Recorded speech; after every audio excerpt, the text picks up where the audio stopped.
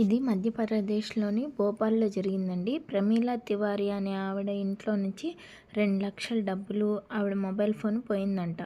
ఆవిడ ఛార్జింగ్ పెట్టి ఫోన్‌కి స్నానం చేయటానికెళ్ళినప్పుడు డోర్ కొంచెం తీసుందంట. వాళ్ళ అమ్మాయి ఇంట్లోనే ఉందంట గానీ చదువుకుంటుందంట వేరే రూమ్‌లో.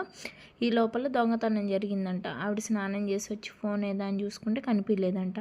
ఇల్లంతా చెక్ చేస్తే అక్కడ పర్స్‌లో ఉన్న డబ్బులు కూడా పోయినాయంట. వెళ్ళి సరే అని చెప్పి సీసీ కెమెరాలో చూస్తే ఈవిడ ఫ్రెండే ఒక ఆవిడ ఇంటికొచ్చి వెళ్తున్నట్టు కనిపించింది. వచ్చేప్పుడు ఖాళీగా వచ్చింది ఆవిడ. వెళ్ళేప్పుడు మాత్రం ఆమె చేతిలో ఒక బ్యాగ్ తీసుకెళ్తున్నట్టు కనిపించింది. అయితే ఇక్కడ ట్విస్ట్ ఏంటంటే ఆవిడ ఫ్రెండ్ అన్నాను కదా, ఆవిడ పేరు కల్పన రఘువంశీ. ఆవిడ ఒక డిఎస్పి అంట.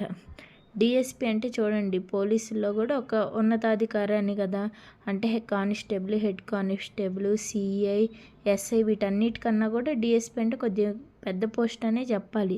ఆవిడ అంత పెద్ద పోస్ట్లో కూడా ఉంది, దొంగతనం చేసిందంటే ఇంకేమనాలి చెప్పండి.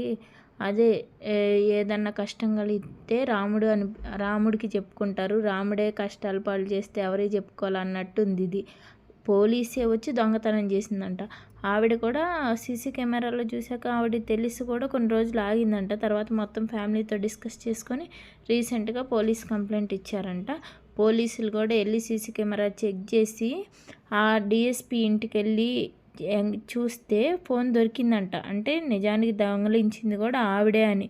చూడండి ఎట్లున్నారు మన అధికారులు, మీరేమంటారు?